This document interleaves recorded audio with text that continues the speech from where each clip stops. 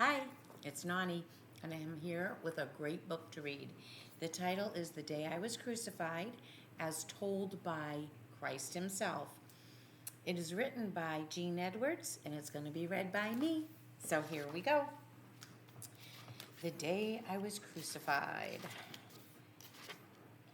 Pilate's wife was having a fitful dream filled with disturbing images of angels and of innocent men going to their deaths. Judas was making his way toward the Macedonian palace, trying hard not to think about what 30 pieces of silver might buy him. The night was late, and my mother Mary felt her heart heavy and deeply troubled. Over in a prison cell at Antonia's fortress, 3 prisoners, each well chained, lay awake wondering what it would be like to have a nail driven through their hands and then to die of suffocation. The gnats and the flies are the worst part, I was once told, came the voice of one of the thieves, breaking the silence of the dungeon. I don't need to know that, answered another. Not far behind me, as I walked out of the city and crossed the Kidron Valley toward the Mount of Olives, Peter was finding it difficult to keep a small sword hidden under his robe. A boy of 7, unable to find sleep, slipped out of his home and began wandering the city, hoping to find one of my disciples. He had a question to ask. Why is this night so dark and foreboding? In the palace reserved for the governor of Galilee, Herod Antipas was not only awake, but drunk. I knew that before this night ended, I would meet Herod face to face. I dreaded him as snow dreads soot. The Jewish leaders who live mostly on the east side of the city were in the process of making a decision concerning me, which they knew had to be acted upon before the Passover festival began. Once the sun rose, any decision might be too late. The Gentiles, who live mostly on the west side of Jerusalem, would also face the same decision before noon of this same day. As I reached my destination, an olive grove near the Mount of Olives, what concerned me most was that there was much activity stirring in the unseen realm among the principalities and powers. Unaware of the treachery of this night, my disciples entered the olive grove with me, at a place where I often came to pray. Here in this grove, I would know the last moments of freedom I would ever have while on this earth. I knelt and then fell to the ground.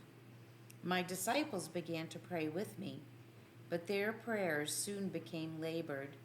Shortly they fell asleep. As I prayed, I wept, and as I wept, a cup appeared before me.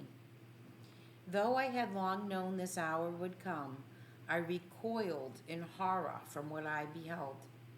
Father, please, if possible, find a way that I might not drink of it.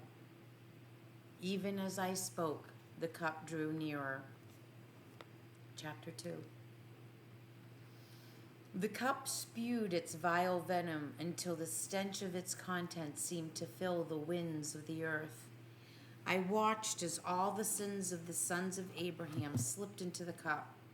I saw their centuries of rebellion, idolatry, incest, murder, lies, and deceit make their way into the cup.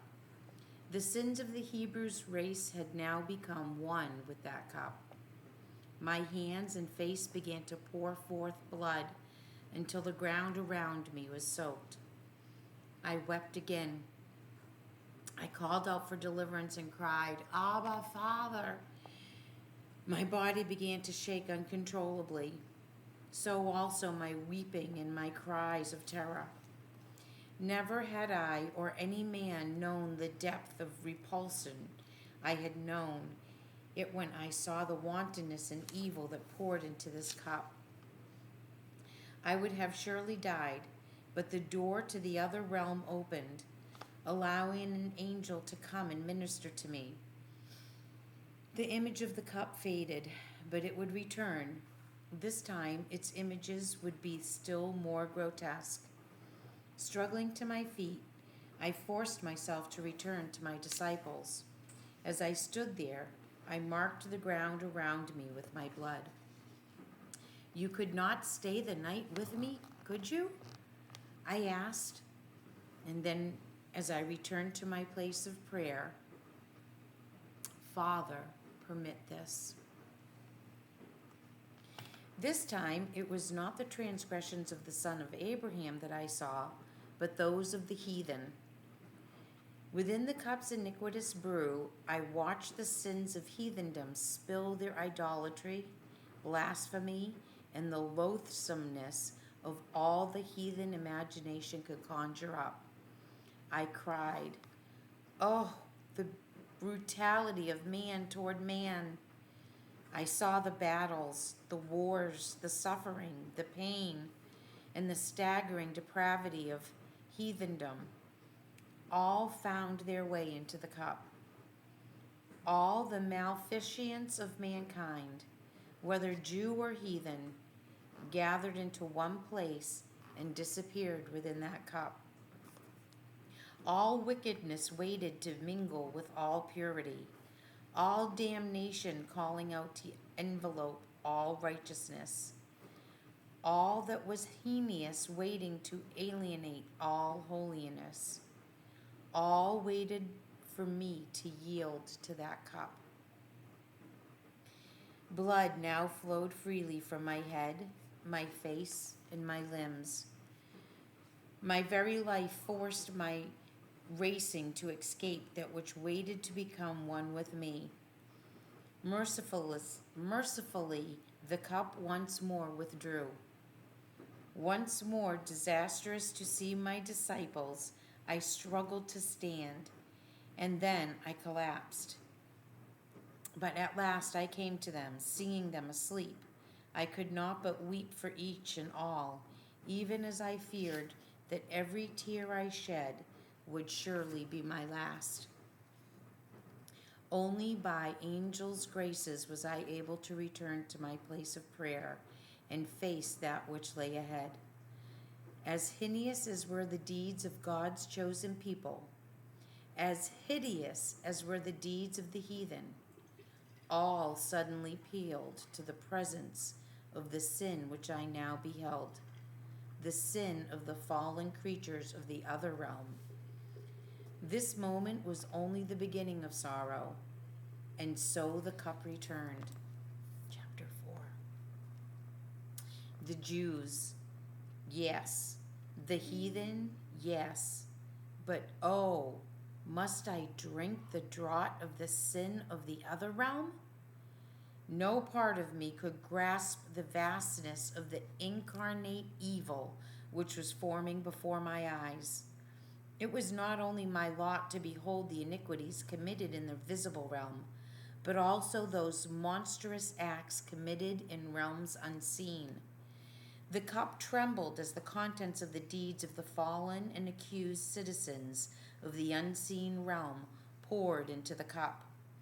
With unshakable horror, I watched the full corruption of the damned spirits, the foulness of the fallen angelic host, the persistentness of the princes of perdition, all flowed into the vomitous brew.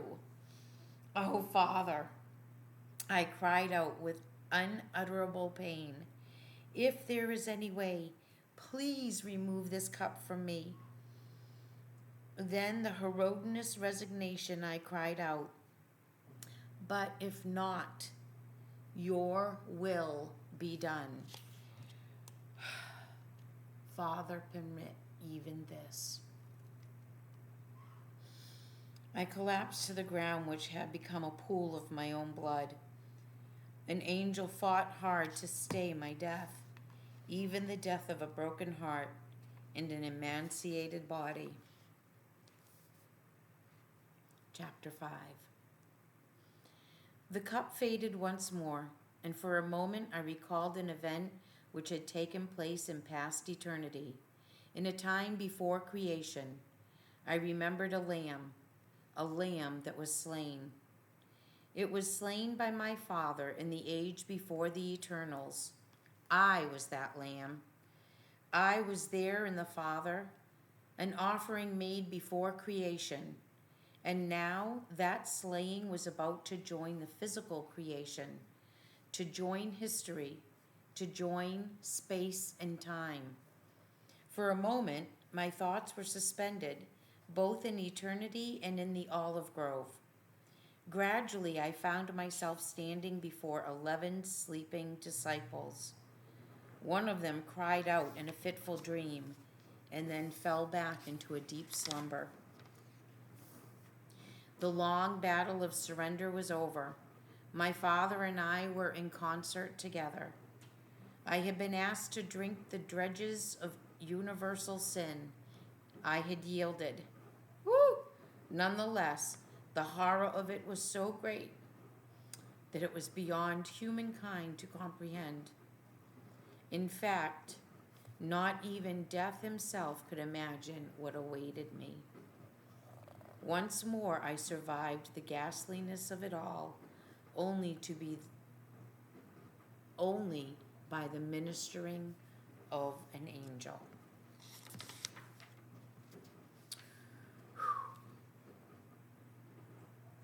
We're going to take a break, and I will pick this book up again later. Maybe tomorrow, maybe later tonight. Bye.